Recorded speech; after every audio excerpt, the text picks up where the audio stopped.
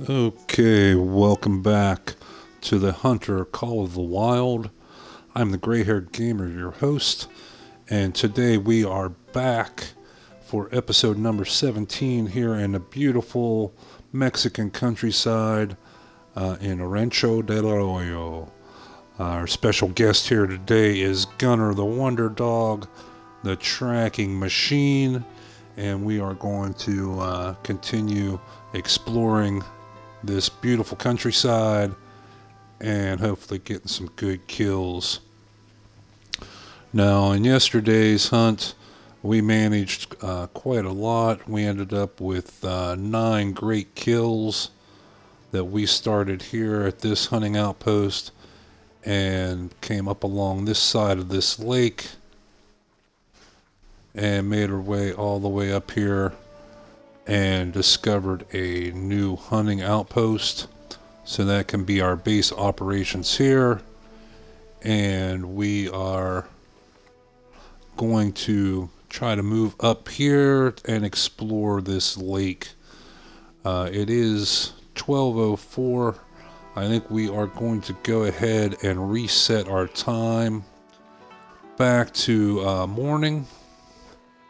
And we're going to make one addition to our arsenal. We are going to add a shotgun for the ringneck pheasants, which are unique to this map. You can see we're packing the same as our last adventure with our M1 Garand and our Vasquez Cyclone 45 air rifle. But for them little birdies, we're going to take out the 12 gauge. And I'm carrying too much weight. Okay. So what we need to do here to make some room for this is to eliminate this tent. So now we can add our 12 gauge.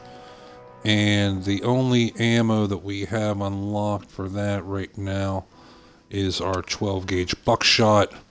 Ideally, we want to be using birdshot. Let's see if perhaps we've unlocked that. I doubt that our shotgun score is high enough to do that. Yes, we cannot. We need quite a few more points. We have 115 points in shotgun experience. We need 900. So we will be blasting birds with the buckshot, or we can switch up to the 16 gauge. Let's see what shotgun we have here that says 16 gauge. There's also the 12 gauge drilling rifle and 20 gauge. And this is a 10 gauge. 10 gauge. Now the drilling rifle is considered a 16 gauge, but it's a different type of weapon. That it is a combination between a 12 gauge or 16 gauge shotgun and a big game rifle. So we are going to stick with our 12 gauge for today. With our birdshot, we do not have any sights or anything unlocked for that yet. So hopefully with the number of pheasants that we've been seeing here in Rancho, we should have plenty of opportunity to increase that score. Okay, so now we are ready. We want to check our inventory, and we want to add in our shotgun and our buckshot. And one other thing that we picked up, it's still in my storage, we picked up the other day was first aid kits. We finally unlocked that. So now when we accidentally run into giant cactuses or a Mexican bobcat wants to bite our face off, we can heal up. Okay, so now we are good to go in our equipment. We just want to go back and reset our time for earlier in the morning so that we can have a full day. Take advantage of that daylight. Man, this is odd getting up these steps. So we can take advantage of the full daylight here. So we're going to reset back to like 6:20 in the morning. And we are going to go start our hunt. So of course, before we start actually hunting, we want to plan our trip. And we want to move up. We'll move up this roadway to this point, and then we will cut off to head to that lake. So come on, Gunner. Hunters love the glass terrain with binoculars, but if you find yourself in denser cover, tracking's the way to go. Just make sure you keep your bearings. Yesterday we did have some very good luck with the bighorn sheep. We managed to take, I believe, 3 or 4 of them, including 2 golds. We took a couple of the white-tailed deer, as well as a couple pheasants. Now, we didn't get any trophies for the pheasants because, as we mentioned in last episode, they have a different dynamic with them. If you shoot them on the ground, you do get money and experience, but you only get trophies if you shoot them in the air. If you didn't catch the last episode, you can catch that on Twitch or our YouTube channel, both Gray Hair Gamer. They're definitely worth checking out. We had a great time, both hunting as well as chatting and getting to know some of our viewers. So let's head on out here. Okay, there we got something making noise. Okay, there we got some bunnies, which again, our shotgun will come in very, very handy for that.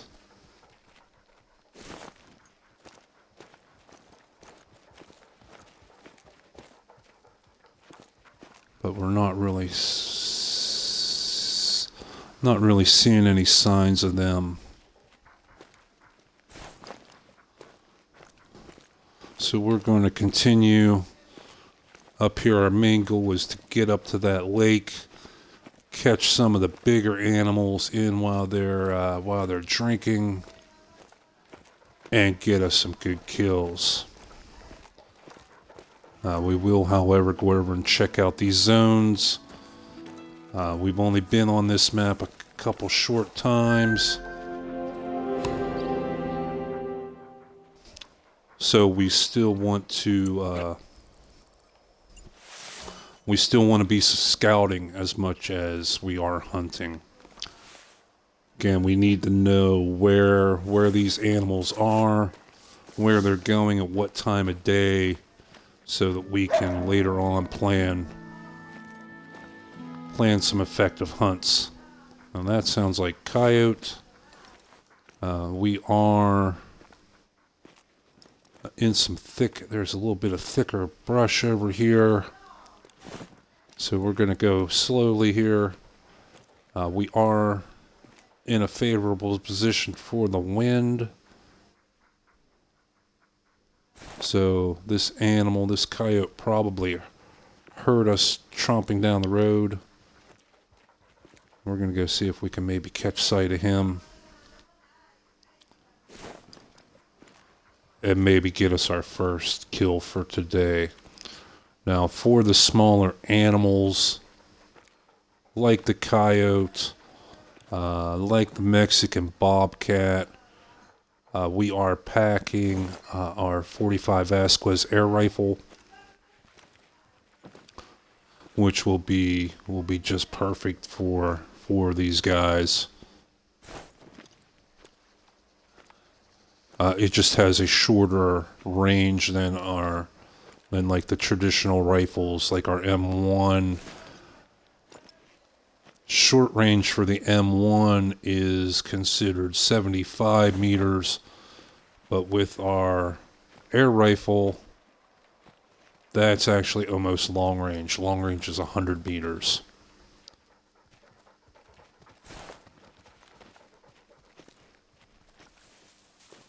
Okay, and we are not, so this brush is awful thick here. We are not really catching too much of a sight of this coyote. Not seeing any tracks yet.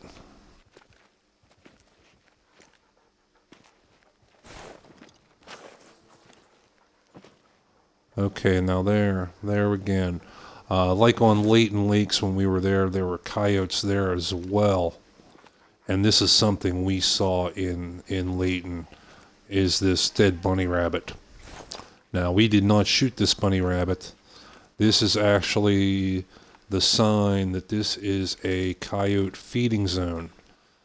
They eat the bunnies. So there you can see we've discovered his feed zone. They don't look like the traditional crumpled vegetation like with the deer and other animals. Their feed zones are just patches of vegetation, but with the coyote being technically a predator species, they eat meat.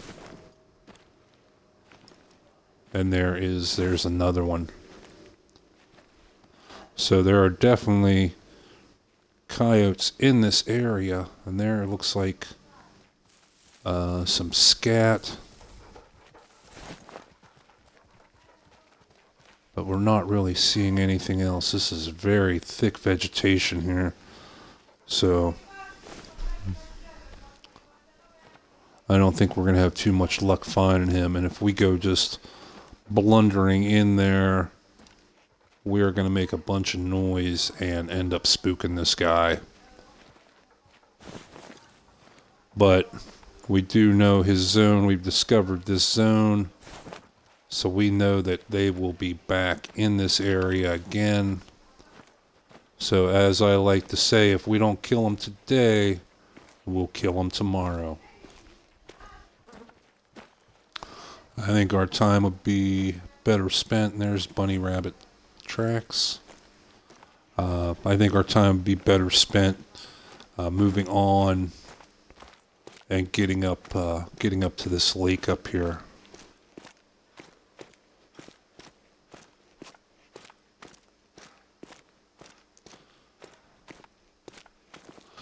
We made us a decent amount of money yesterday. When we started off, we were less than $3,000, and now we're at $9,600. We found that the bighorn sheep were an excellent source of money. With our M1 Garand, we were able to drop a few of them right in their tracks with one shot. So we did not have to track them anywhere. One shot, one kill, and we just went and picked them up and made, $1,000 profit. Okay. Again, if we look at the map, we had this happen to us yesterday with his hunting reserve, is this little spot right here on the map. Now, we have not explored here. The rest of the map is still dark, but right in this spot, it's lit up like we explored it. So again, like yesterday, with that clue, plus this clue of it being right at the end of this trail, we're going to guess that this is another hunting outpost. So we will postpone our veering off to head for this lake. We're going to go up here and check out this area and probably find us another hunting reserve, or hunting outpost rather, I'm sorry.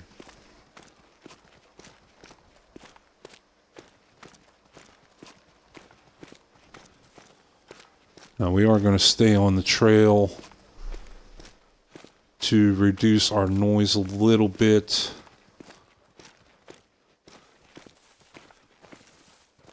I mean, I'm sure we're going to spook something in these woods, but with it being so thick, it's going to be difficult to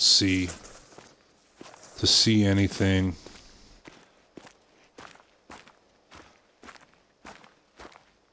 So we're just going to keep moving on out. Okay, here we got trails of something. It looks like a couple animals came through here. What do we have here? Okay, the collared peccary. Okay, now this is a new animal. Came out with Rancho. This is the only map where you find these, and they are a type of pig. On a couple of the other maps, we had feral hogs and like wild pigs. This is another form of that. They are a bit smaller than what were on the other maps, but they're very good points as well. They're very good money. So if we see any of them, we're definitely going to try and take a shot. They do usually tend to run in groups. And let's take a moment. We will check out our codex.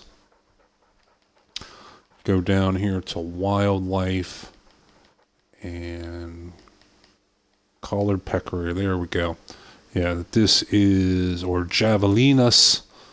They are small, bulky, short-legged mammals, which, yeah, they are cousin to pigs, boars, and hogs. Let's see, they are active during the morning, evening, and night. The Class 3 ammo is recommended, so we will want to use our air rifle and not our M1 Garand. They do respond to a predator, the jackrabbit call, which we have, and also the wild boar caller, which we do not have unlocked yet. They usually they're usually found in a group as well. You normally don't encounter them by themselves. And yes, there we go. We confirmed with our binoculars here that yes, that is a hunting outpost. So that little clue on our maps has gotten us a few things unlocked. Where's that at? Okay, there was a rabbit, but we also heard a coyote. But yeah, using that little clue on that map has discovered us quite a few hunting outposts now. And so that has increased our ability to be able to jump around the maps and not have to walk everywhere, as well as getting us some, basically some free XP. You get 100 experience points for each one that you discover. So let's head on up here and get this unlocked. At the end of the last episode, we checked our status and we were just about ready to level up to level 11, which will actually be an important step for us, because when we do that, we will be able to retire our starter binoculars here, our Plain Jane freebies that we got when we started the game, and we can buy a range finding set of binoculars, and that will go very far into letting us adjust our aim. and to take into account long-range shots or short-range shots, that we can account for the ballistics, the rise and fall of the bullet. And that's a warning call from one of those peccaries. So he must have heard us. They do have very good hearing. But yeah, we talked about this in a previous episode a little bit. If you haven't caught any of those episodes, again, you can find them on our Twitch channel as well as on YouTube, Gray Hair Gamer. We've had some very good hunts. They're worth checking out. But we did talk a little bit about ballistics. That when you fire a bullet from a gun, it's a little different with shotgun, being that they are pellets. But when you fire a bullet from like a rifle or a pistol, it does not fire in a straight line like a laser pointer. The bullet actually rises when it first comes out of the barrel and then falls later as the bullet loses velocity, loses energy, and gravity takes over. So if we have our rifle like our M1 here, and we have it sighted at 150 meters right now, if our target is exactly at 150 meters, then the bullet will strike right where we put the crosshairs. But if it's closer than 150 meters, the bullet can actually rise and can hit higher than where we aimed. And vice versa, if it's further than 150 yards, if it's more, the bullet can hit lower as the bullet starts to drop. So by having the range-finding binoculars, we know exactly how far away that animal is, and we can adjust our aim accordingly. Now, we were using a little trick with our map by placing a waypoint where we spot the animal, but as close as we could get was still not 100% accurate. We still kind of had to guess a bit as to where, how far away those animals were. But with the rangefinder scope, it will take all the guesswork out of there. Okay, so here we got some bunny rabbits in here again. We also got some tracks there as well. And what is that making noise? Is that peccary? Okay, between a rabbit and a peccary, let's go after this peccary. Let's see if we can track him down. One, it's a little bit bigger of an animal. It's going to be worth some more money to us than a bunny rabbit. And this vegetation is a little bit thinner. It's a little more spread out than this thick stuff over here. So Gunner, have a seat, buddy. Yeah, calm down. You just stay right there. And we're going to go see if we can kill us one of these pigs. Now, for being just, like I said, they are smaller than like the wild hogs, the feral pigs that we saw in some of the other maps. But they can still be aggressive when you shoot at them. They have been known to charge you. And, if they hit you, they will do some damage. It's not going to be like getting mauled by a lion where it can kill you. But it can still do some damage. There we go. There we got one right there. Now again, we want to, and you can see there's a couple of them in there. They do not normally run together. So we want to get out our air rifle. Oh, you're going to give us a great broadside shot? And there, he moved. Okay. But we are definitely in range with our air rifle. In fact, we are in short range here. Let's go right in here. Take some cover. There we go. Let's see what we can see here now. We're still hearing footprints, or footsteps rather. They are still in this area. It's just this vegetation makes it a little more difficult to spot them out. So we want to go very slowly, very cautiously. We do not have our soft feet perk yet. Wow, looks like they have a big zone right here. Look at all these areas. We're going to want to make sure we examine one of them to remember this place. Okay, so we're going to move up here, try to get a little better view, and we're not really, yeah, they're moving off. Okay, so what we're going to do is we check the codex, and they are supposed to respond to this predator call. They're definitely in range of it, so we'll try it and see if it works. We'll see if we can get these guys to turn around and come back this way.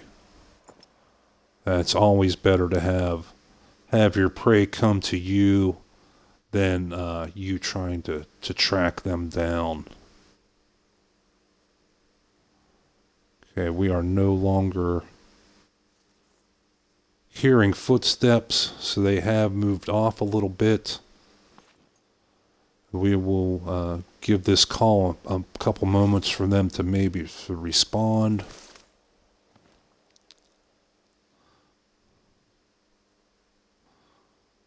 See if they come back.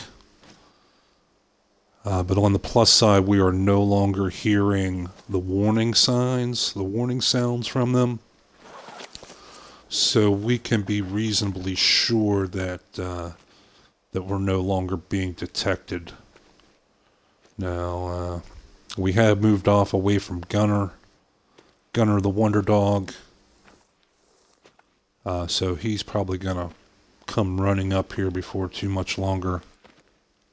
We did one episode, I believe it was episode 15, where we went very, very much in depth with the dog, how to use them effectively, what perks they get, how to level them up.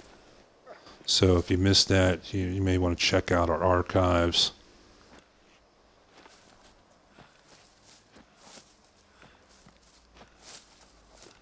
Now, the hunting dog is DLC that you have to pay some real money for. You cannot buy them. You cannot unlock that with in-game currency. But in my overall opinion, they are definitely worth it.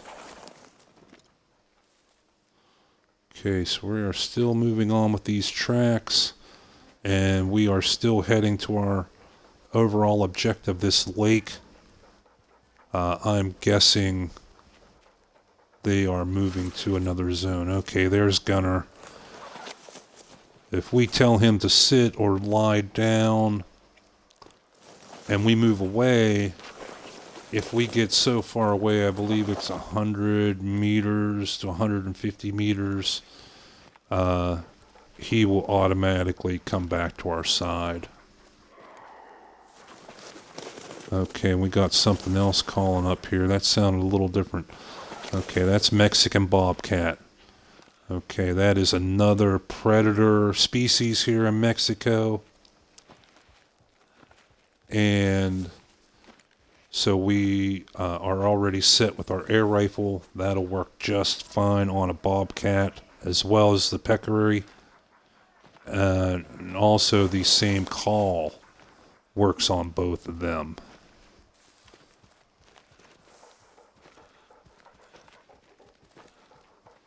So I think what we're going to do, we're going to have Gunner.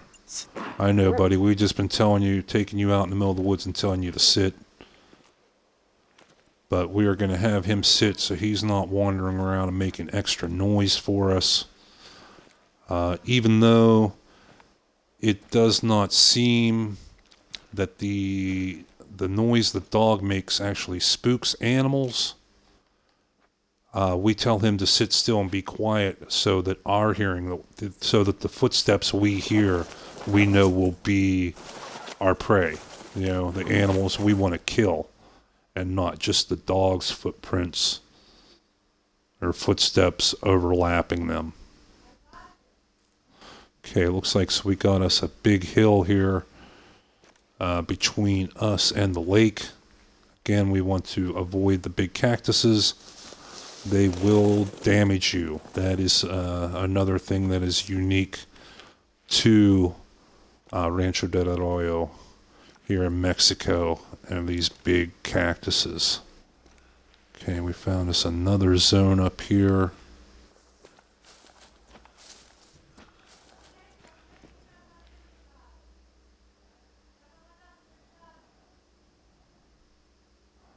So in this vegetation, this is one of the little thicker areas, and it does make spotting the animals a bit more difficult. Some of the maps, they have forested areas with trees, but in a lot of those places, oh, that's a whitetail zone. Awesome. Those are the zones we need to find for our Great One grind. We need to know where those whitetail are. Okay, come on, buddy. Come on up here. But like I said, with the trees and the forested areas on a lot of the maps, it's usually pretty clear of underbrush. So even if you're in the trees, you can still usually get a pretty decent view. Here, it's all low vegetation. So it's very effective in giving these animals places to hide. And you can see the cost that we have to pay. We have to go very slowly, very cautiously, and very quietly, because literally there could be animals hiding behind any of these shrubs and we wouldn't see them. Now there are tracks right there. It actually looks like they are moving away from the direction that we're going. That was probably that bobcat. But we want to try and catch up to that group of the peccary, the pigs. The bobcats, they're very sensitive hearing, and they will spook a lot quicker than a lot of the other animals. But the peccaries, they're in a group, so we will have much more better chance to catch one of them in our sights. There's that bobcat again. How is he giving us a warning call? We're being very, very quiet here. He's not downwind of us. I wonder how he's detecting us.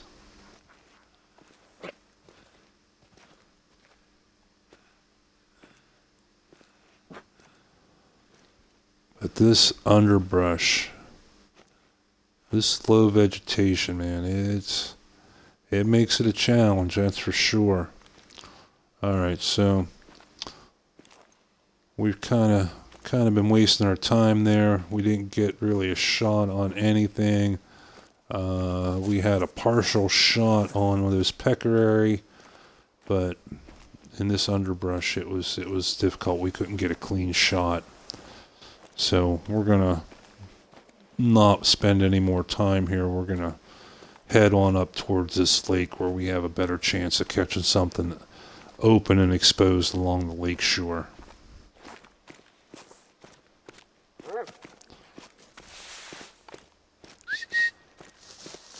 Come on, Gunner. We're gonna hopefully get you to work here soon. Get you tracking and running down some animals as soon as we can find something to shoot.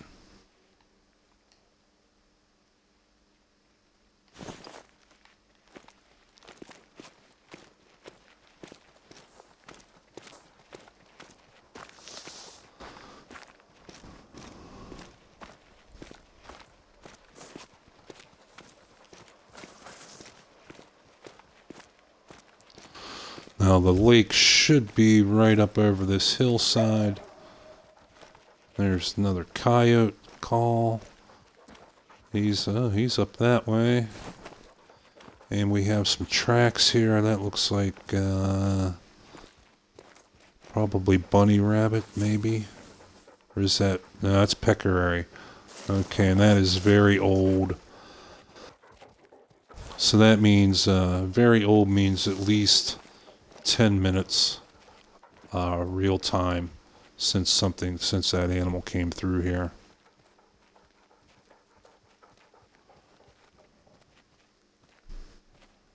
Yeah, we're really not seeing too much anything out here. That's one big thing with Rancho are the lakes.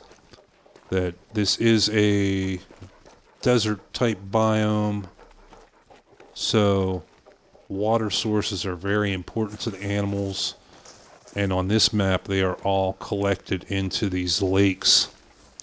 Like Layton, we had lakes, we had rivers, we had a coastline, so there were many sources of water for the animals, so you could never tell where you were going to find a drink zone. But here you have basically these lakes. There are no rivers, there are no coastlines, so the animals basically have to come to a lake sooner or later. Some of them you can see, like this one, are pretty large lakes. It can take you a good while to scout the whole way around them.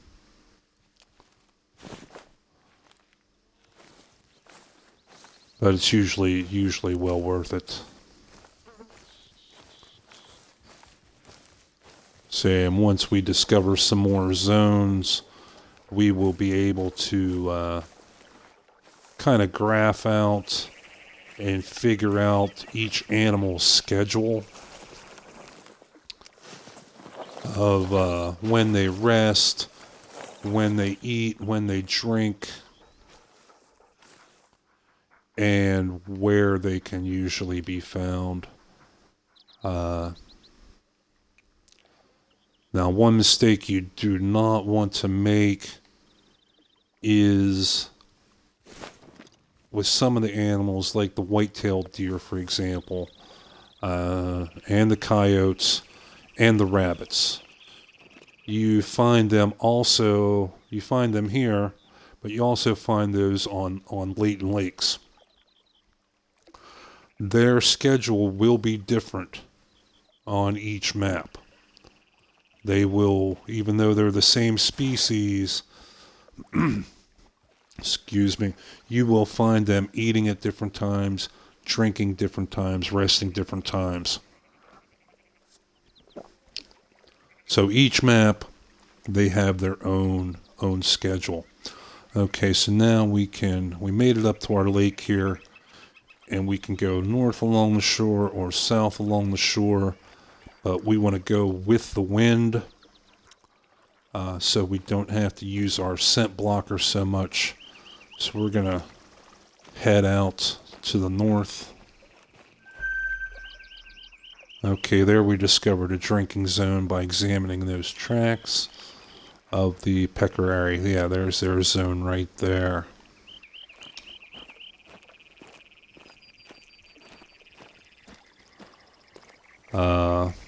Now we've had some sparse days before, some days where we didn't really see too much, and I know it's not super exciting, but in hunting,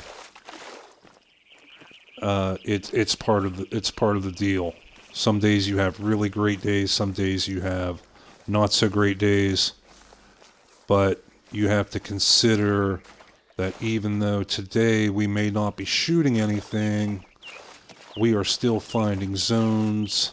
We are finding where these animals are active, and that will set us up in the future for a better hunt. We'll have... No? Okay, I thought I heard footsteps. So we walked into this lake totally blind. We don't know where anything is. But already we're starting to figure out, okay, we got peccary here. We know not to fool around up here next time. We know to come straight into this area. So while it may be unglamorous, it is definitely a necessary part of hunting. For a real life example of that, my brother is a very, very good bow hunter. And for whitetail buck season, our companion leveled up. Good job, buddy. Let's give him a little bit of attention. But he is a very good bow hunter.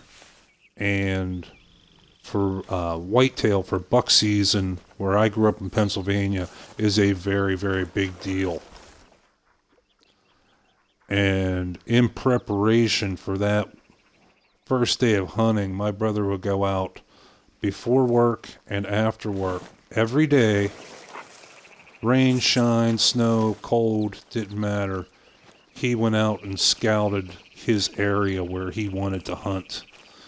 And he actually used thread, pieces of thread. He would see where the animals came in and came out, which that's one thing with this game. You don't see like the trails the animals make in the vegetation. You just see their tracks. But in real life, you can see trails where they beat down the vegetation, where they walk the same place. But my brother went out every day and in the morning, in the evening, and put up pieces of thread across those trails. And he would see where the thread got broken. So he knew he could figure out what trails they were using, when they were using them, by the broken thread. So he would put in literally like a month's worth of work. And when it came to that first day, that opening day of hunting, he would always have his buck in the first hour. Within 1 hour of the sun coming up, when you were legally allowed to hunt, he would have his kill. So that just goes to show you sometimes got to work at it. It's not always just a gimme. You're not just going to have these animals walk out in front of you, lay down and say, here, shoot me. And as I say, it's not a glamorous part of the hunt. It's not an exciting part of the hunt, but it is definitely a necessary part of the hunt. Now we are finding still trails in here. And it's mostly these peccary. Let's take a look at our map here. This last zone we found. And it tells us, okay, that's why. This zone is only active from midnight till 3 a.m. And we're here at 8:30 in the morning. So this is just one of those situations where we're in the right place, but we're there at the wrong time. Hopefully we will find some other zones in here that are other species. We should find some whitetail zones in here. We also have the bobcat in here. We have the bighorn sheep, pheasant, bunny rabbits. Surely we will find more than just these piggies.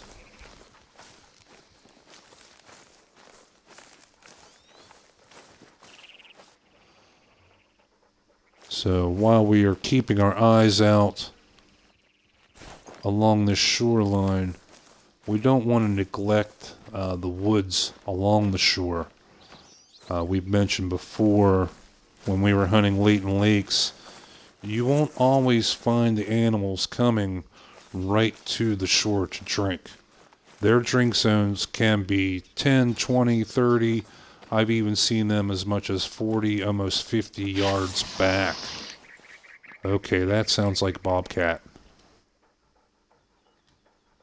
No, that is a white-tailed deer, man. That is a different type of growl than Leighton, that's for sure. Not in my years of hunting Pennsylvania whitetail, man, they never sounded like that.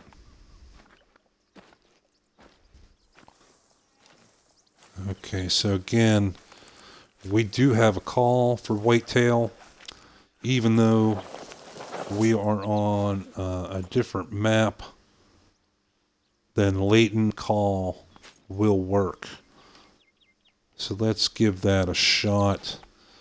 Our doe bleat call. And see if maybe we get a response out of these deer. I have found that with the different animals, yeah, right there, there's a doe. The white-tailed deer are more likely to come to respond to a call. There's a second one, and there's a deer grunt. Okay, he's in very, very close. We're going to take the air rifle and pop this girl. We're not going to get a trophy for this, being that it was obviously a female. But at this point of the game, we're looking for money. Okay, so now, finally, Gunner, the wonder dog, the tracking machine, come on up here, buddy, and get to work. He's going to find that blood, and he's going to go running. And even though this is an air rifle, we definitely got a vital hit there. So yes, we finally found some other tracks in here besides the peccary. Yep, we're coming, Gunner. We hear you, buddy. So we want to be on extra alert to find their zone. Ah, he found, harvest found. Good boy. There we go. We want to praise him. And look at that. That deer fell right in the middle of that tree. Didn't even have room to fall down. There we go. Flesh, right humerus, right lung. How close were we to a heart shot? Yeah, we found him. We were a little high for a heart shot. But we will take that money.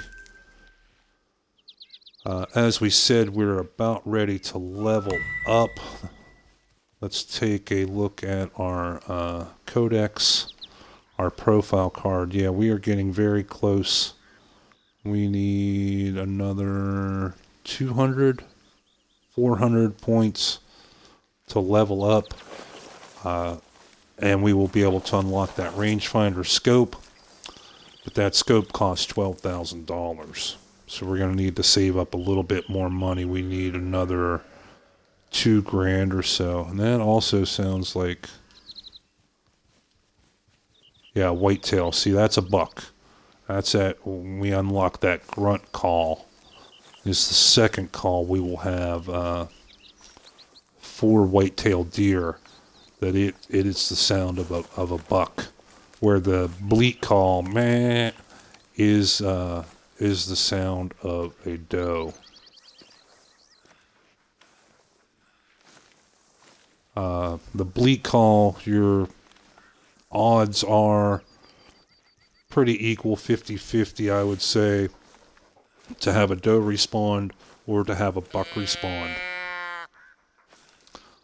With the second one, the doe grunt or the buck grunt call, you're more likely to have a buck, a male respawn, because of the territorial instincts of the buck. Now, this doe bleat call, it does have a range. If you check in your inventory, it will give you a description, and it'll tell you the effective range of each of your calls. This one we know has a 150 meter range. Yeah, there he is. There's our good boy. So if any of these deer are still in the area, we have a good chance of having them respawn. And right there we go, mamma mia. And we hit the wrong button. We didn't get our weapon out in time. That was only a doe anyhow. We'd much rather get a buck with a chance of a trophy. But since we did not, I mean, obviously the deer came right up there, that doe, and saw us. So we spooked her a little bit, but we didn't shoot at her. So, what the hell? Okay, there's another. But that doe, we could use our call, and we have a chance that it will still respawn a second time. Because we didn't shoot at it, because we didn't wound it. Actually, in this thick stuff, we may try our shotgun. We do have the buckshot rounds. We have used it effectively on deer at short range. The ammo definitely lives up to its name, buckshot. It will drop a deer. And one other thing we're going to do here real quick is put on some of our scent blocker, because these deer have been coming in at us at all angles.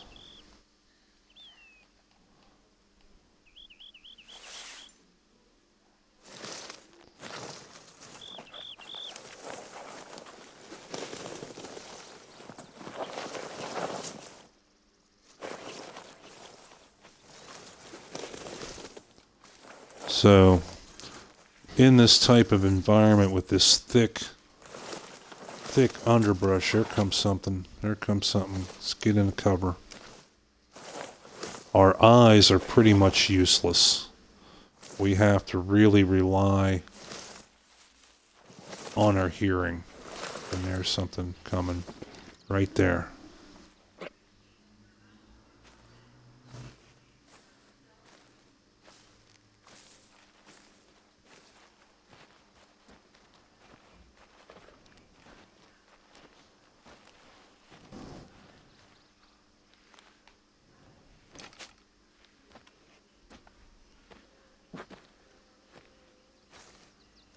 I know, buddy, they're all right around us. We can hear them, we just can't see them.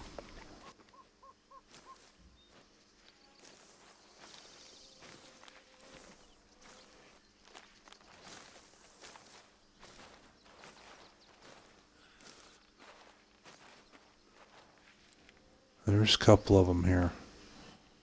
There's one over here and one up here. Let's give one more. Right there's something. Let's give one more call.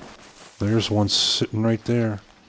There was one right on top of us. Come on, get the shotgun out. Come on, man, you're killing me. We had one stuck in a tree right there, and we couldn't get a shot on him. There's one. Okay, Bambi, sorry.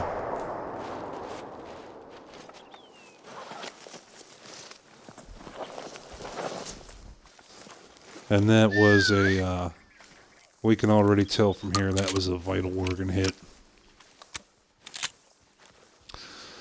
One advantage of the shotgun in this this thick brush is with the multiple pellets, you have less chance of your bullet being deflected or blocked by a tree branch or a tree trunk, that type of thing. So there we go. He found him. She did not go very far at all. Good boy.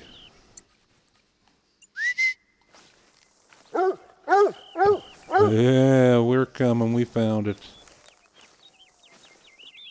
Another one fell dead right in the middle of the tree. Oh, no, that's a big doe. Wow. Okay, there you can see we got that one with quite a few of them. 9 hits with that buckshot. Basically just tore up all its internal organs. And that is another 100 points XP, as well as another 600 cash. And we actually got us a bit of shotgun XP score to unlocking our birdshot and red dot sights and other accessories for the shotguns. So that took a little bit to make that happen here in this thick brush, but it was definitely worth it.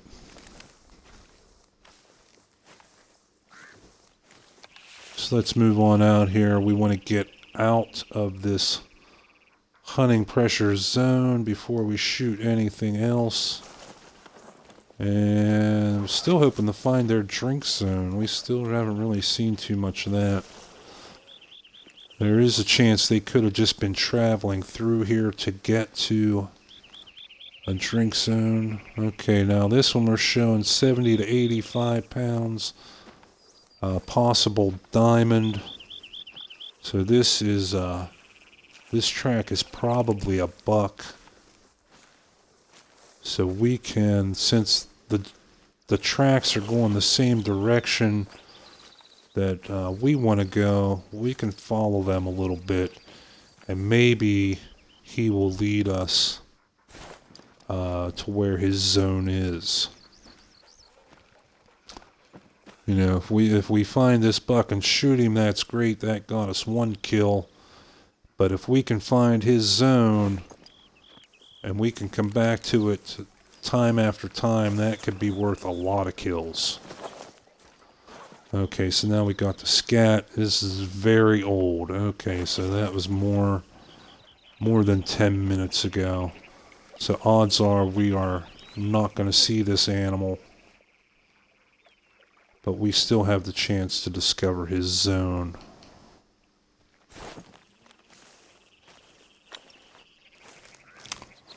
One other small thing here while we're here at this lake and we have this great long view.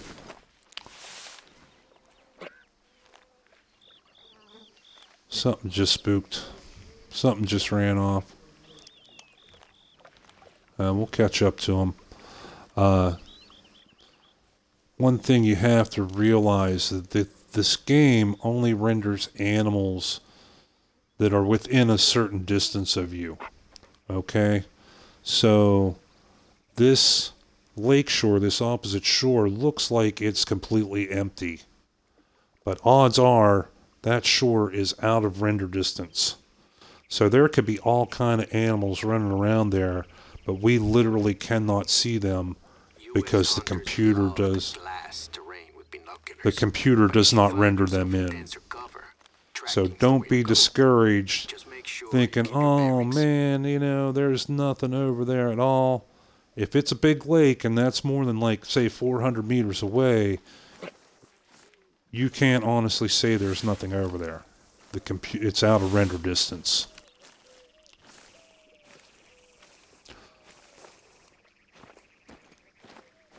Okay, yeah, we spooked something there. Well, that was probably another deer. We're going to move on up here. Man, I'll be so happy when I get that soft feet perk unlocked. I'll be able to walk through terrain like this at full speed and not make as much noise. I won't be spooking everything within 100 yards of me. That will be a happy day.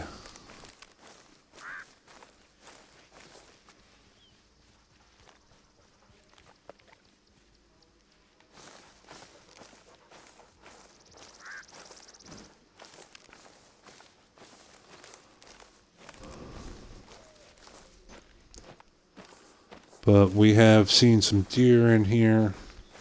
We are still seeing some tracks, even though they might be old. So we still want to be cautious. It's just going to take us a little bit of time to get through here.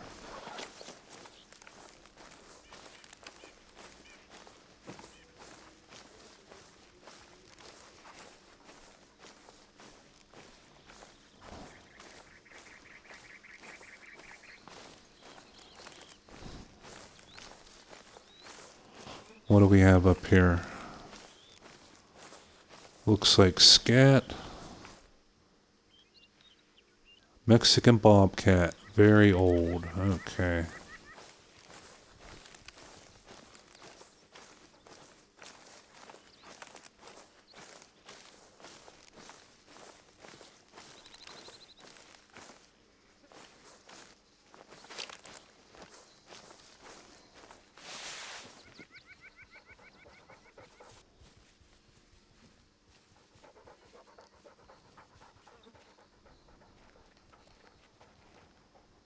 Again, we are not seeing too much of anything up here. It seems with this map, while I do enjoy it a lot, it seems like it's a map of extremes. That the times I've been on here, I either see tons of animals or I see none. You know, there really isn't a happy medium.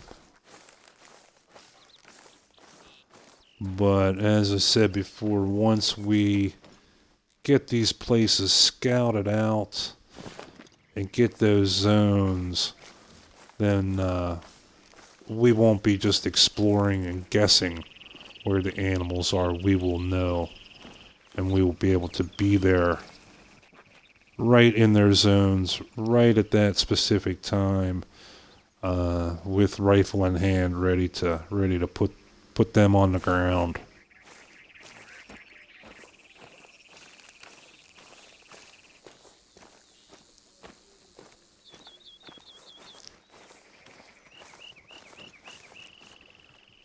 See, now this shore here,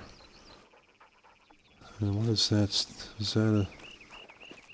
That looks like an animal standing right there. I don't know why I can't spot it. It could be an optical illusion. But this shoreline here should be within render distance. Without our range finding binoculars, though, we cannot be sure of whether that coast, that shoreline is actually empty or it's just out of render distance.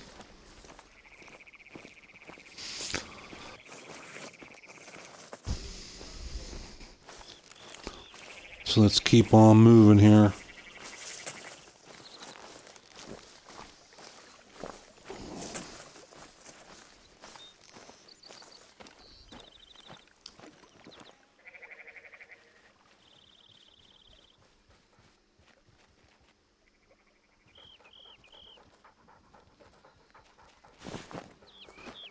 We should be almost, yeah, we are almost at the end of this side of the lake. If we don't see something here real soon, I think we're going to backtrack and go do something a little different. I think we're going to jump back to one of our outposts, grab our four-wheeler, and check out a different lake. I think maybe get down to this one. You know, we spent a lot of time in this episode just getting here to the lake. But I think for the next one, we're going to grab a four-wheeler and get there quick. Okay, and what we got there? Coyote. Again, this thick vegetation, man, it makes it difficult to see. Now, we can use our wounded jackrabbit predator call on coyotes, but they are known to be very cunning, very crafty, very sly. That, like when we had those deer and we called, they literally made a beeline straight for us. With coyotes, you can't always count on that. They have been known to come and circle around, come at from the side, or even circle around and come up from behind you. They are not very likely to come just straight at you like the other animals do. Yeah, we're not really seeing much anything in here. We did get this side of the lake scouted out, so I think we're going to call it, and we are going to head back to our outpost. We have this one and this one now discovered, so it doesn't really matter which one, but we're going to go grab the four-wheeler and come up this roadway and down here, and we're going to start in here. So let's go ahead and trigger our fast travel. You can see now how when we first came on this map, we had nothing discovered. We only had this outpost unlocked. So yes, this outpost is convenient to this lake, and it's a very short walk, but you know, it took us a long time to walk up to this one. It will take us even longer to walk to this one. It will take even longer to walk down into these down here. But now, since we have the more hunting outposts, we can fast travel to this outpost, run up and scout this lake real quick. If there's nothing there, we don't walk. We fast travel to like this one. We fast travel here. We can run over, check this lake relatively quickly.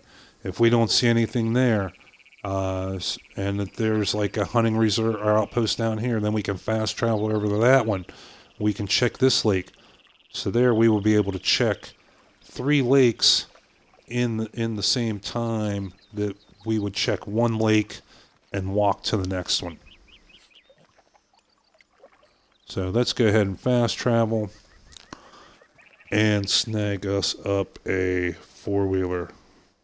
Oh, we got some chat. Redneck Dips, what's going on? Hey, man, we're doing good. How's it going with you today? We're getting kind of skunked here on Rancho. And we just spent basically like 45 minutes, scouting out this lake and only shot one doe. So we're jumping on here. We're going to jump on the four-wheeler and go make some noise.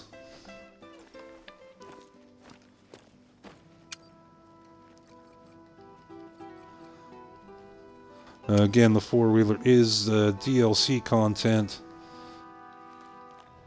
but we have that unlocked. And now we want to start off, we want to go down to here. And I'll warn everybody, we're going to jump on the four-wheeler.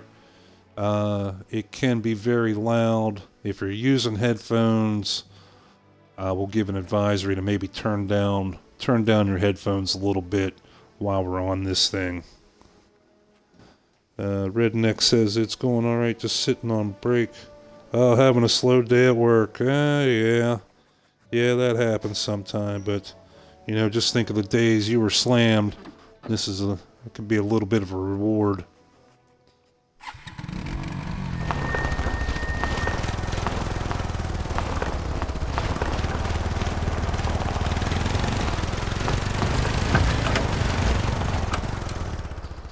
And are we going the correct way? Yes, we are. Okay.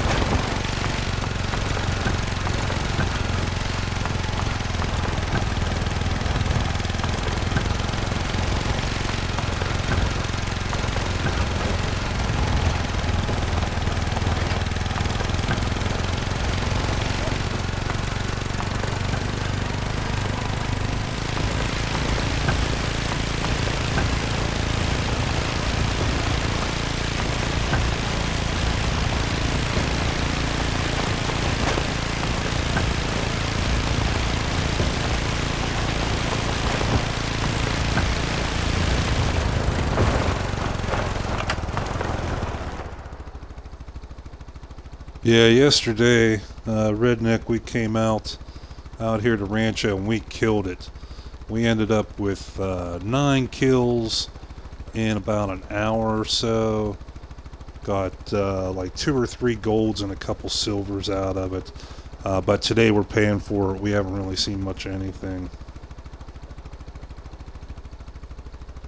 Okay, so Redneck says true on that. So far, no one messed up on any welds. Oh, you're a welder. My dad did that for many years. Was a welder. So I'm just kicking back since it caught up on your stuff. Awesome, man. Yeah, enjoy that. Enjoy that easy time, easy money, while you can, because I'm sure there'll be days when you get so slammed you can't even think straight.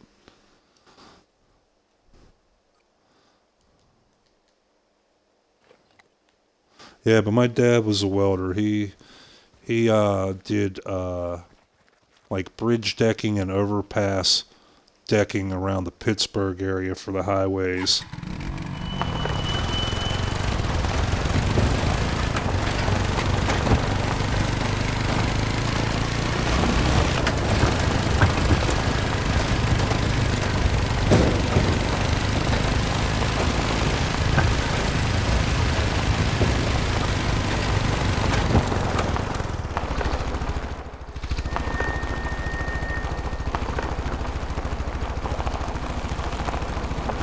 Oh, no, we want to... Whoa, four-wheeler, whoa! We want to move up to this road. We took the wrong one. Come on, Gunner, let's go, buddy.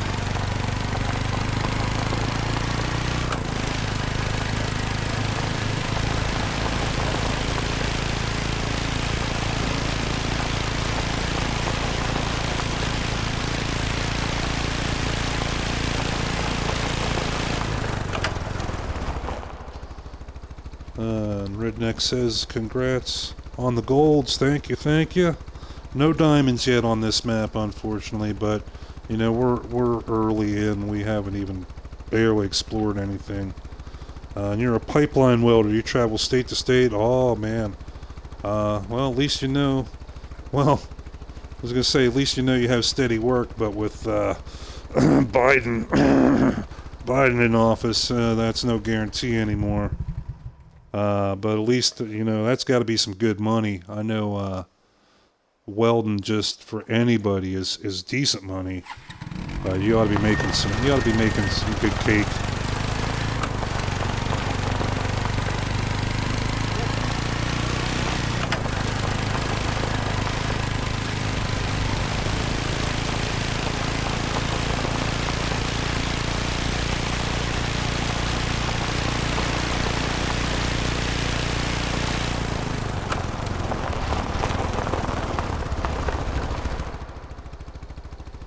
Okay, this is the road we want. What have we got here?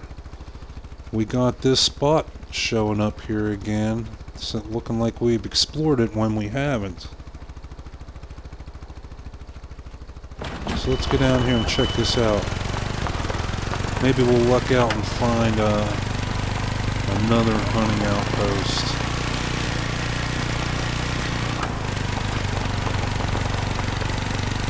That would be pretty sweet to find another outpost right on the shores of another lake.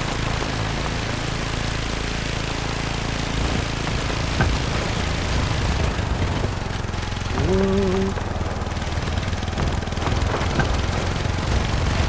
And yes it is. Excellent. Okay, we're done with the four-wheeler there now. Redneck says makes roughly $20 an hour. The last time I went to California, got a $30 boat. Oh, sweet. Yeah, that's a pretty good haul out to California.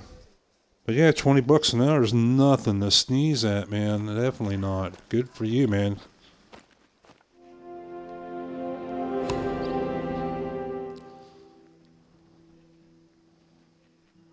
And with as many pipelines and things we have in the U.S., yeah, you should definitely have steady work, even if we're not building new pipelines. there's always maintenance and inspections and things going on, and pieces that need replaced. So yeah, that's definitely, in this day and age, man, the steady work, even, you know, it's a blessing. You know, especially with all this crazy shit going on with this, I don't even want to say the name, with this COVID. No one's job is really guaranteed anymore. So yeah, that's definitely a blessing there. But back to the game here, we did level up so we can unlock the rangefinder scope, but we are $1,200 short. So we are not going to be able to use that yet. What we are going to do, well, I guess this hunting outpost is not really convenient to this lake. But we will go ahead and make our way down that way, just on foot, and see what we run into. The wind is really not in our favor,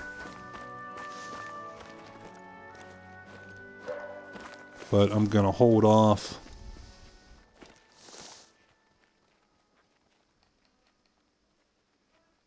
I'm gonna hold off using my excuse me.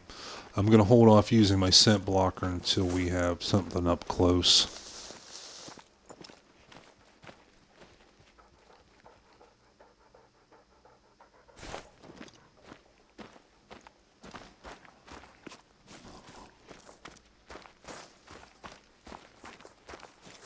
But yeah, this hunting outpost is still like almost a kilometer away. And it's roughly a mile and a half in American.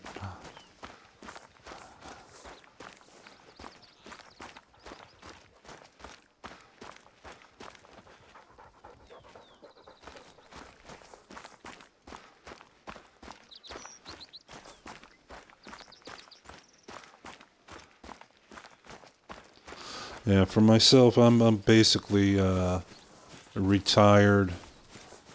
At this point, I was lucky I was able to kind of retire early. I'm not quote fully retired yet. I'm not old enough to collect the Social Security. But I do a couple little side hustles.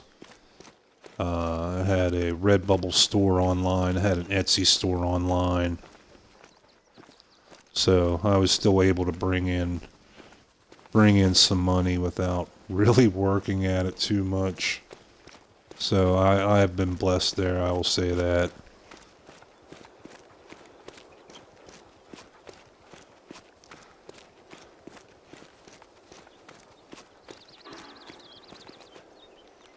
Ooh, what was that? Collared peccary. Yeah, we caught a little bit of sight of these guys earlier. But we weren't able to get a clean shot on them.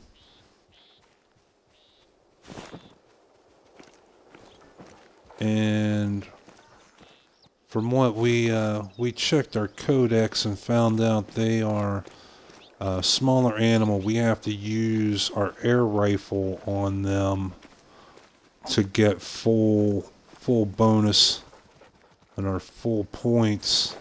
That the M1, the 30-06 is a bit big. And to get that close to them in this thick brush, man, it's pretty tough. So I don't think I'm going to waste the time on trying to track them down. Redneck says, that's awesome. Hopefully by the time I'm 40, get into an early retirement. Yeah, I hope so for you too, man. But keep trying to sock away as much as you can. Hopefully your company you work for hook you up with a 401k. That definitely helps. And hopefully got a little bit of savings and stuff going on. That all goes a long way.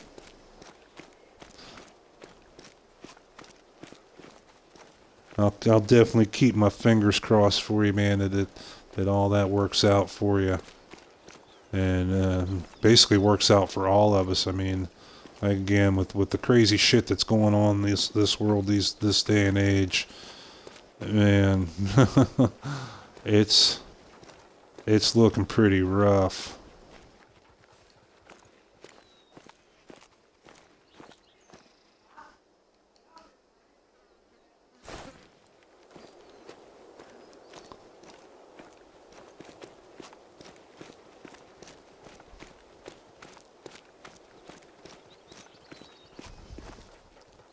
Let's take a look at our map. Yeah, not really much anything. We can cut a little bit of time, a little bit of distance off there, and cut off into the woods here now. See, now we're in a little bit of a different biome. Where we were before by that other lake was all scrub brush. You know, it was all small plants and bushes like this, all right at the ground level. Is that a turkey? I didn't get to hit the button quick enough to see what that sounded like. Wild turkey. But yeah, we were in an area that was all scrub brush, all these low bushes, made seeing animals very difficult. Now we're getting into an area that actually has some trees and not quite so much of the underbrush, and you can see how big of a difference. We can actually see a little bit of something here. We can see probably about 50 meters or so. When we were in that scrub brush, man, you couldn't see more than 5-10 yards. You had to use fully 100% of your ears, and your eyes are pretty much useless. Redneck says, yeah, we got 401k and I got money put back, just praying every day the union don't go on. Oh, yes, yeah, sure on that with the strikes. But, you know, as crazy as the government's been getting lately, telling us how to live and everything, it may just take a few strikes for those yahoos in Washington to realize that we're the ones paying the bills, we're the ones that are in charge, and they need to get their act together and do what's right for us, not just for the big corporations. I mean, look at Australia, man. I feel bad for them people every day. The truckers and everybody going on strike over there, blocking the highways. But, you know, if the governments weren't such idiots, they wouldn't have had to do that.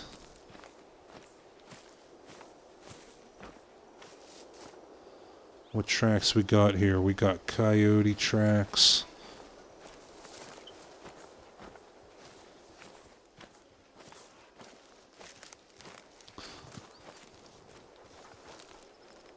But, you know, and I mean, it's not just the United States, it's everywhere. People have just about had it. I mean, they've been trying to tell their governments what they want and what they need, and those people just are not listening, it seems. They're just doing what they want to put money in their pockets and saying fuck the little guy.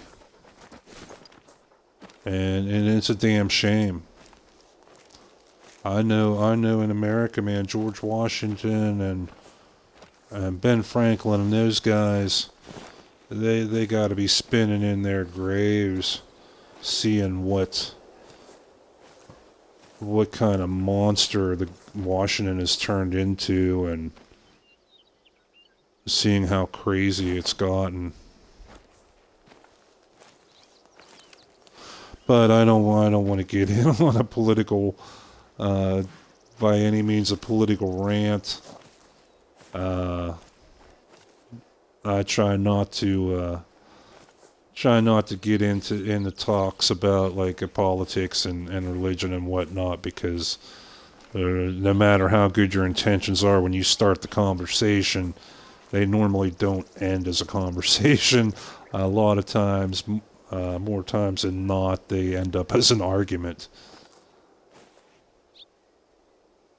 The government never listens to what we got to say, man. Yeah, it sure seems like you're right. And I mean, just look at Paris. Those people have been out like every day for months now. Months. And their government just doesn't listen or doesn't care, or was paid, not to listen and not to care. It's sad. A lot of people, I mean, there's already been a lot of people getting hurt and suffering over the crazy stuff that's been going on the past year or so.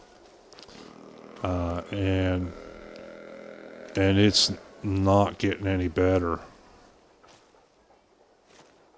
Okay, we heard something there, but it obviously, our warning call wasn't coming from the ground here. It was over the hillside. So we are getting close to this lake. We're going to move on up here and have us a good look. Yeah, I mean, I feel bad for all the people out there suffering. I've been very, very lucky that I haven't had to deal with too much hardship. The situation I'm in is thank God pretty good. Oh, there we got something there. There's a buck. There's a buck. Okay, politics on hold. We gotta kill some shit.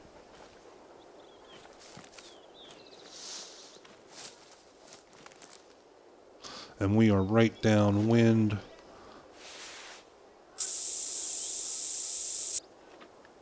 Okay, scent taken care of. Let's get a call. Let's get a doe bleat. I mean, we have not seen too much anything today, so the only deer we've gotten has been a couple doe. So if we get a chance to bag us a buck, man, we're gonna take it. Oh, I hear you. I hear you grunting up there. Gunner, sit, buddy. We gotta put some venison on the table.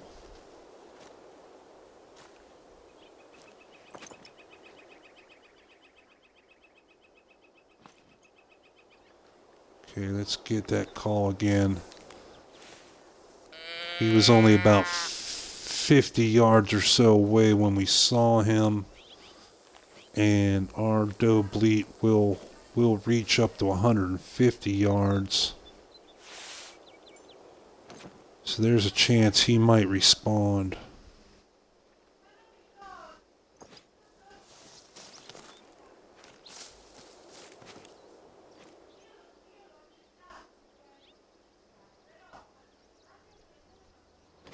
We got Gunner sitting, so he's not making any noise. So if we hear any footsteps, we know that's deer footsteps, not our dog.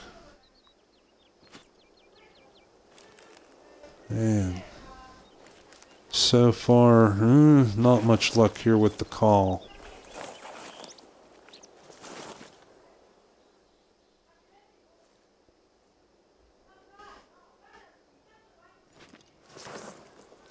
Okay, he may have spooked. We're just going to chill out here a moment. Yeah, Redneck says, I understand not trying to get into this conversation either, but it's just sad how this world is. I agree with you on that 100%. And I think that is pretty much universal, regardless of whatever political leanings you might have. It's definitely sad. Said a lot of people suffering, a lot of people dying, a lot of people going without. And to me, I mean, I'm no expert on everything, but a lot of it seems to me like it's unnecessary. It just seems like it's for a few rich folks to get richer.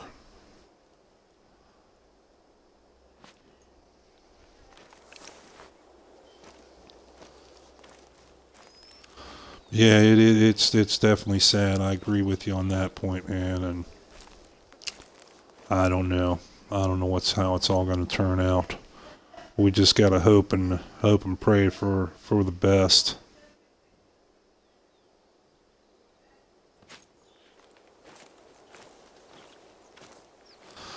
Yeah, I think we lost this buck up here. Okay, come on, buddy. How far are we from lake? Okay, we're pretty close to the lake here. We need to head on over this way. This is probably that, yeah, very fresh. So this was that deer's trail right here. Very fresh means that was, yeah, probably about 2-3 minutes ago.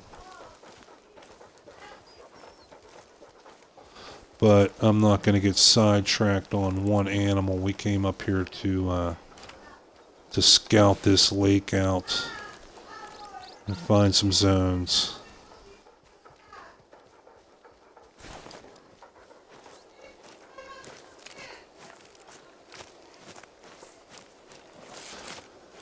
But yeah, dude, it definitely seems with Rancho here, man, you either have a very, very good day or a very bad day.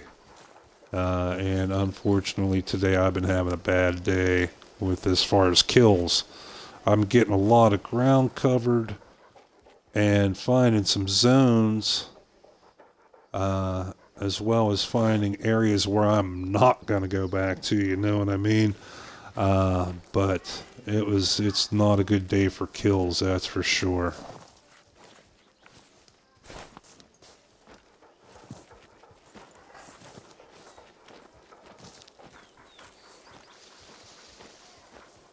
Oh, what do we got here? We may have, yeah, it looks like a zone right here.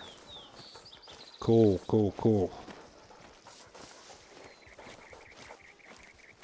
And is that even whitetail? Yes, we found another whitetail.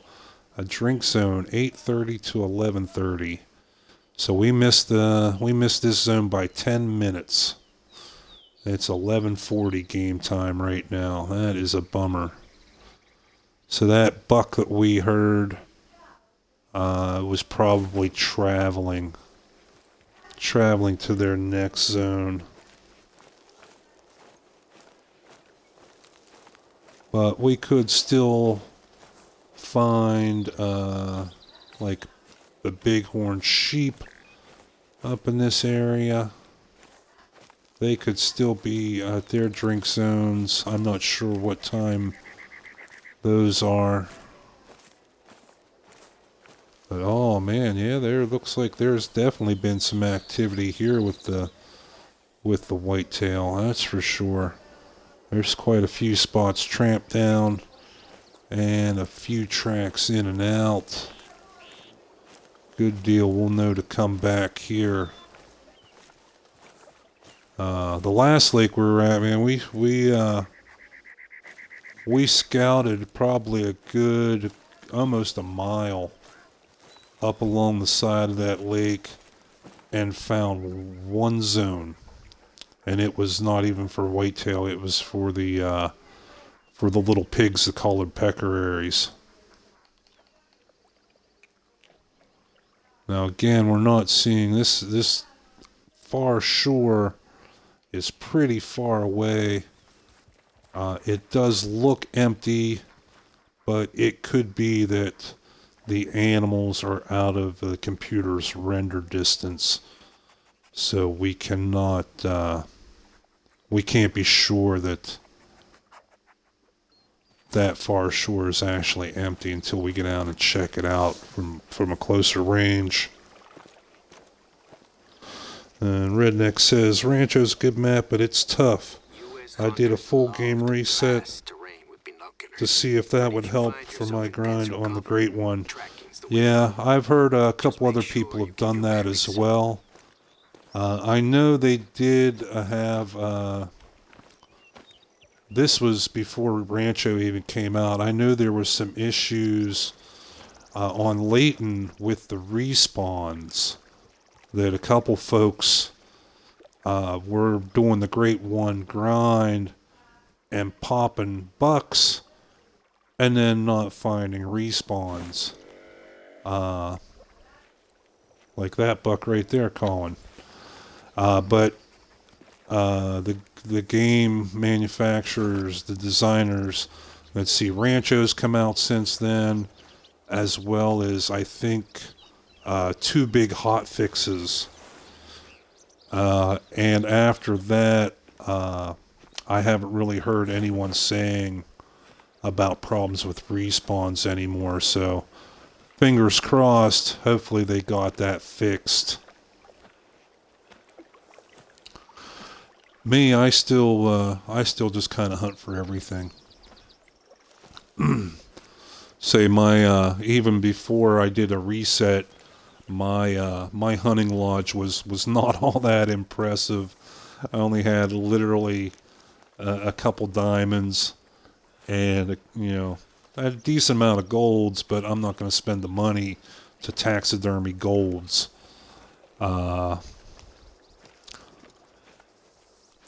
So I'm still just kind of, I'll take any diamond I can get.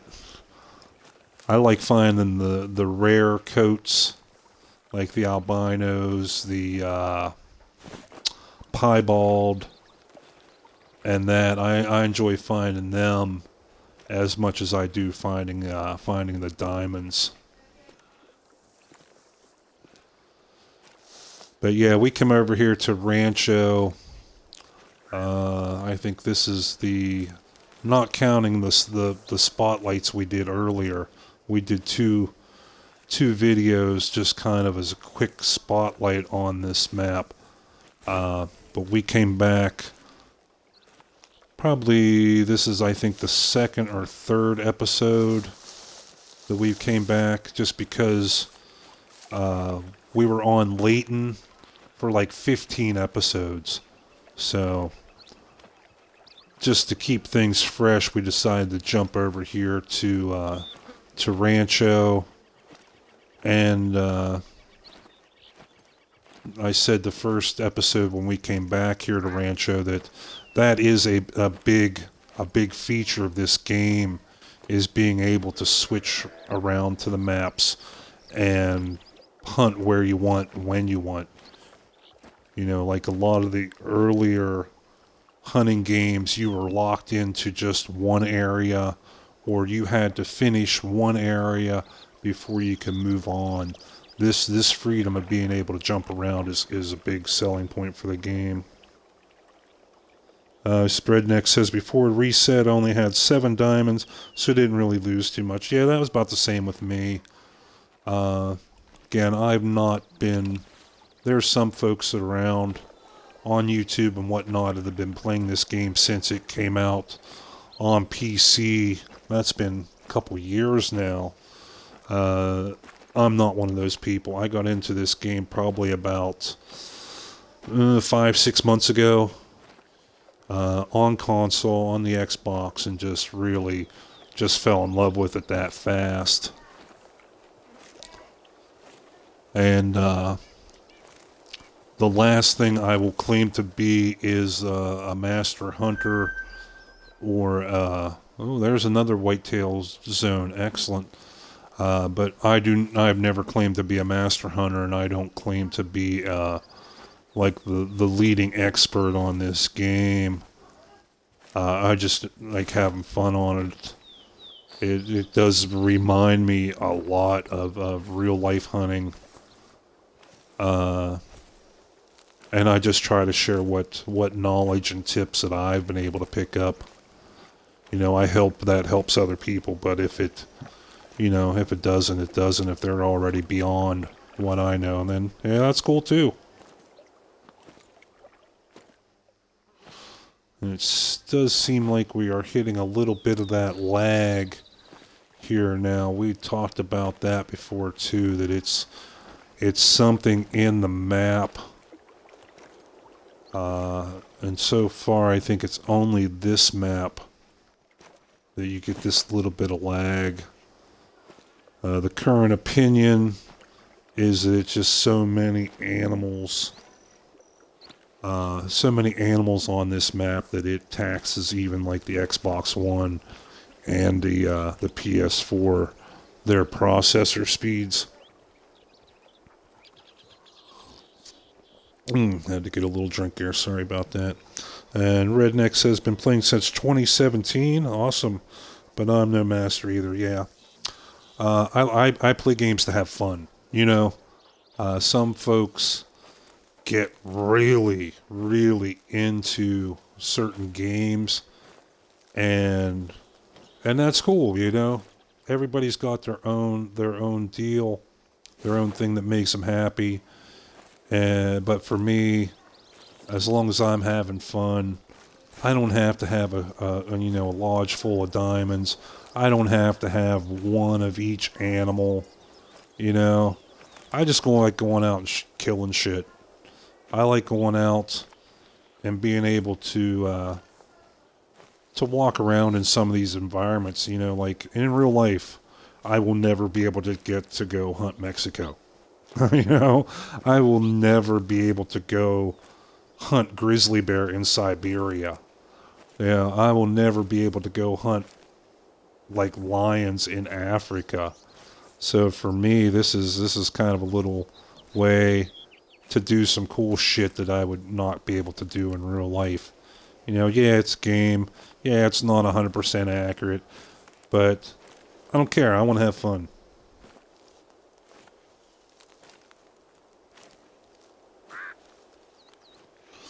Okay, where are we going here on this map? We're getting a little bit off the coastline.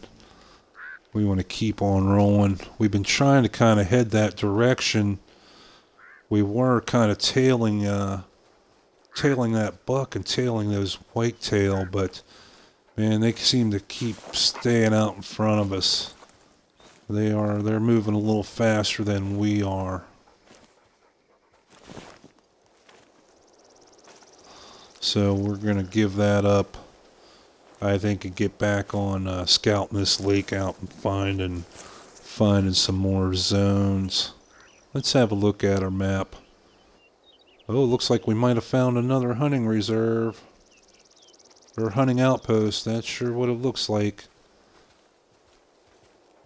But we're starting to get a couple zones. We got a couple around that lake. That first lake. We got 2, 3 up around by this lake, and 1, 2 so far at this lake. But to do a scout justice, I try to go one time in an area in the early morning. I try to maybe do a second scout of that area around lunchtime, around noon or early afternoon, and then try to do maybe a third scout around evening time. So then I have the best chance of finding the zones. But if I go in the morning and I don't find anything, not even tracks, then I know not to waste my time going back for the afternoon or the evening scouts. What do we got here? Okay, we had white-tailed deer coming this way too, huh? So they must have had a zone up along this shore here. Hey, Gunner the Wonder Dog leveled up. Come on over here, buddy. We've kind of been neglecting you. We're gonna show him a little love. Redneck says, and I think that's what the game developers wanted, was to give us animals that a lot of us would like to hunt in reality, but no, a lot of us won't be able to. Yeah, you're exactly right. You're exactly right. And that's why a lot of people were excited about Africa when they first started talking about that. Oh, I get to go fucking hunt lions. That's awesome, you know. In real life, they're pretty much endangered, and I don't even think you're allowed to hunt lions really at all. But then a few folks were not really disappointed. I was a little bummed, like we didn't see as many of the different animals as we could, like zebra. I know some folks wanted to see like hippos and things like that. I thought it would have been cool to see like the zebra, and maybe we got the jackal in Africa, which is basically a coyote. I would have loved to see them change that up a little bit, because you have coyotes on like 3 different maps now, and then you had the jackal in Africa, which was basically the same thing. It would have been cool if they would have had like hyenas, a pack animal, like the wolves that would have been predatory. But you never know. There was a rumor, totally unconfirmed, but there was a rumor that there may be a second Africa map somewhere down the road in the future. So that would be really cool to see as an expansion. The one idea I had personally, and I've been trying to leak it out so that more folks can maybe mention it, is I would like to see an alternative to the 4-wheeler. I would love to see a horse. Okay? And there's a couple reasons for that. One is, years ago I had a hunting game on PC that lets you use a horse, and it was awesome. Because the one big thing is you could shoot from horseback, where with what we have now with the 4-wheeler, you have to stop the 4-wheeler, get off the 4-wheeler, get your weapon out, pull up the scope, and by that time, whatever you saw is long gone. And then the second, Redneck says, I really want to see them bring elephants in, or even jaguars. Yeah, those would be cool. And a jaguar wouldn't be too difficult for them. They could basically model that off of mountain lions. The same movement and behavior, just give it a different skin. But yeah, I would love to see horses, because one, like I said, you'd be able to shoot from horseback, and then 2, it would be really cool to see different skins, just how you could do that, like they did with the hunting dogs here. You can pick different coats, different colors for your dog, man. You could have like a pinto, you could have like a white, a black, like Red Dead Redemption. And they have all those different horses. I would gladly trade some of that speed from the 4-wheeler to have something, the horse would definitely be slower, a little slower than the 4-wheeler, but also a little less noisy. I'm not saying do the horse and be like totally stealth. Of course, a horse clumps around, they make noise, they're going to spook some animals, but it's got to be better than, a 500cc engine roaring through the middle of the woods. Okay, looks like we lucked out here. Looks like we found...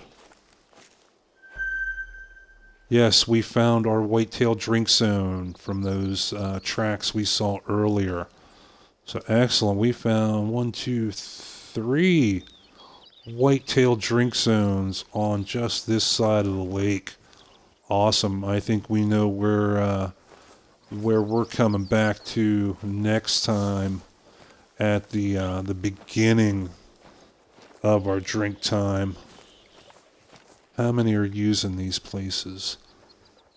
Wow, 9 deer using these zones. They're using this drink zone. Awesome.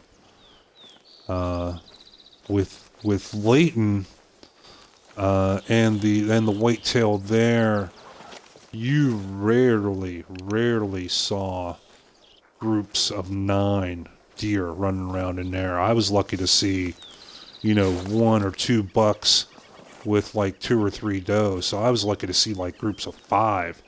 Here you're seeing groups of 9. I saw a group of 10 or 11 in the last episode.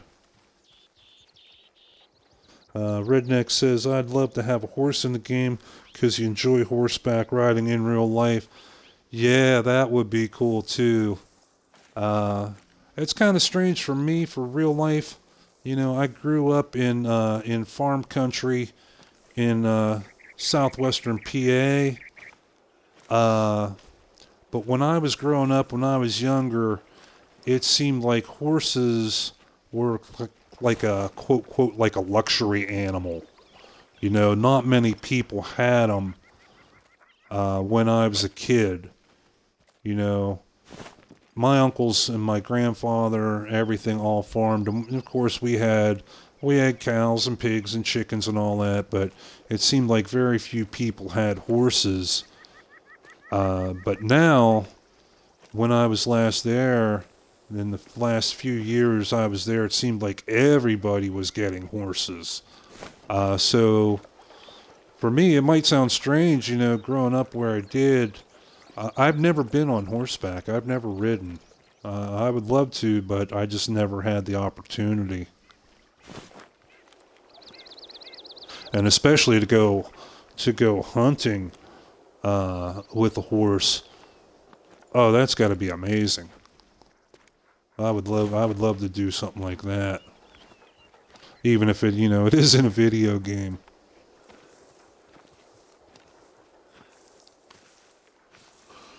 Okay, so again, we're continuing on here. See, we did have another viewer join us. Thanks for joining us. If you want to join in chat, I am paying attention to chat here on Twitch. Again, I'm the gray-haired gamer. And if you're a new viewer, by all means, say hello. Let us know a little bit about yourself. I enjoy getting to know the viewers, getting to know other people that like this game as much as I do. I enjoy that aspect of the Twitch and streaming as much as I do enjoying playing the game. And we do have our Twitch channel. If you're watching live, then obviously you're watching on Twitch. But I do have a YouTube channel, Gray Hair Gamer, that if you want to see other episodes or previous episodes, you can always find them there. So again, to everybody out there watching, in this case, new or old viewers, thanks for coming by. Thanks for hanging out with me. We truly appreciate every view, every kind word, every thumbs up, every follower. Man, you guys and gals out there, I'm not gonna go that route and assume everyone's all guy, but you viewers are the reason why this channel exists, and you are the reason why it continues to exist. So thank you all. Let's check our map here. We managed to get a bit covered there. We were definitely having more luck running around this lake than we were this further one up north. You can see we got 1 kill. Man, 1 splash of hunting pressure in there, and 1 zone on the lake shore. That was it. So, while this hunt was rather disappointing for kills today, at least we did a lot of good scouting. Redneck says, I checked out your YouTube channel last night. You got a lot of good videos. Well, thanks, man. Thanks for checking out the YouTube. With there, you can see I'm doing 2 games right now. This Hunter, obviously, and doing Conan Exiles. Kind of Minecraft for grown-ups, I like to call it. And I'm thinking about doing a couple, at least one more game adding to that mix. I've been trying to figure out which one I want to do, because for me, I'm kind of a cheapskate when it comes to buying games. I like to check out the free ones and the ones on sale. I'm not one of these people that pre-orders games months in advance and has to buy the game right as it comes out. One, because, in a couple months, that game will be half the price and will still be all of the fun, Excuse me. So, I don't mind playing an older game and getting a deal on it. So, I've kind of been trying to balance that. I still want to find a popular game, but preferably one that's free. I've been thinking about trying a couple streams with DC Universe Online. It's a comic book superhero game, because it now is completely free to play. It's in, I don't know about for PlayStation, but for Xbox, it's in the game store for free. And they just made a couple big changes to that game, where they took a lot of their download content that they used to charge real money for and made a lot of it totally free to play. So it really opened up a lot of content for the free player. So I was considering trying that out and seeing how people reacted. It is a bit of an older game, but it runs excellent on Xbox. The graphics, the textures, everything are very good for a comic book game. So it's possible we can consider that. We'll try that out, but I'm always keeping my eyes open for a possible new game or two to try out. Okay, we've been on this stream for quite a while here today, so I think we're gonna not wrap it up immediately, but we're going to change our focus a little bit. We have another one of these clues on our map, a highlighted area, as if we explored it, even though we haven't explored this area, right at the end of the road. So I'm guessing that will be yet another hunting outpost. So we're going to head down that way and try to uncover that, unlock it. And then I think that'll be a good point for to end this episode. But yeah, I'm always trying to check out some new things for folks that are interested. I'm always open to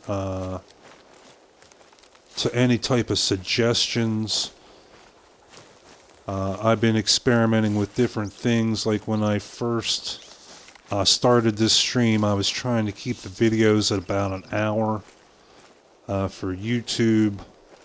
But I've been experimenting with some of the longer streams, like this one. We're almost at 2 hours for this stream. This is a little longer than I normally do. I've been coming out with like special episodes. Like here with Hunter, I did a couple episodes highlighting some DLC weaponry. I did a couple episodes highlighting DLC maps. With the Conan game, I just did 2 episodes with tricks, not really tricks, but tips and some kind of game exploits to get free experience and 3 levels. So I'm always open to trying some new stuff out and seeing what people respond to.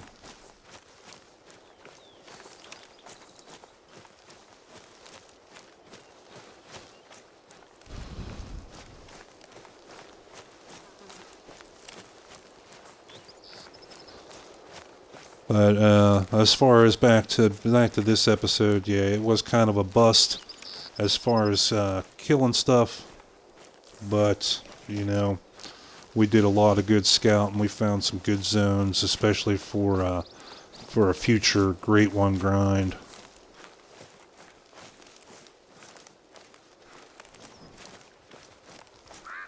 So all in all, I'm going to count that as a positive. So scouting and that, like I always say, it might not be a glamorous part of the hunt, but it's a necessary part of the hunt. And if we don't kill them today, we'll come back and kill them tomorrow.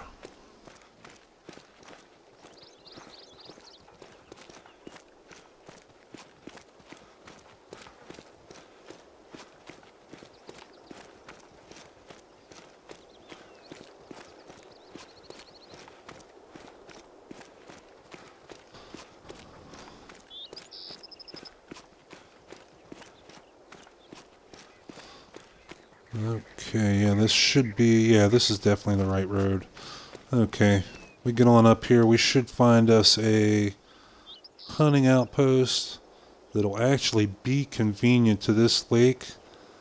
So that will also set us up for some future hunts. Looks like it's the only place it's really going to be convenient to. It's not really that convenient to this lake right here. Especially when we have a hunting outpost right there. But yeah, we'll just keep coming on back here to Rancho del Arroyo, and we'll keep scouting these areas, man. We'll find shit to kill sooner or later. Said it always seems like I come here and one day I have an excellent hunt. I get mad kills, get a couple, decent trophies, and then the next time I come, I don't see anything. And I come again the next time, and boom, I'm slaying stuff faster than I can aim, faster than I can pull the trigger. And then I come back like today and get one kill. But, that's how it goes. It's like real life. I've gone tromping out. I've woken up at 4:30 in the morning, layered on all my clothes and long johns, and gone out in real life. Spent hours out in the woods just to come home empty-handed before too. So at least with this way, I don't have to get cold. I don't come home with wet sock and feet. And yes, we do have a hunting outpost, so that is definitely one little map exploit there. When they show you a little spot of ground that looks like you've explored it when you haven't, it's probably an outpost.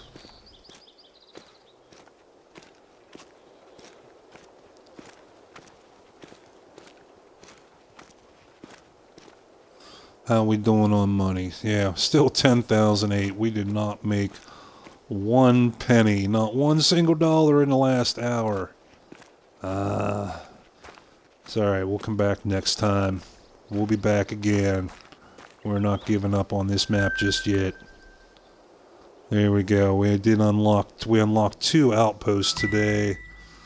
We found us some very good zones, including at least for a good 3 or 4 for just whitetail, which is awesome. That's going to be a great setup for the future.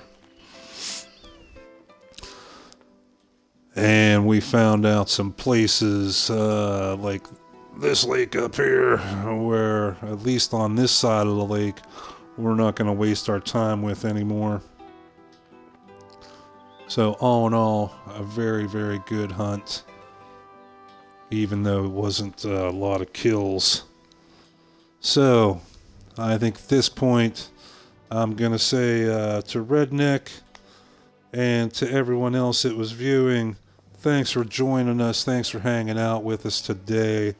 I think we're going to go ahead and close out this episode. We've been at this for a good 2 hours, and it's going to be my dinner time here soon.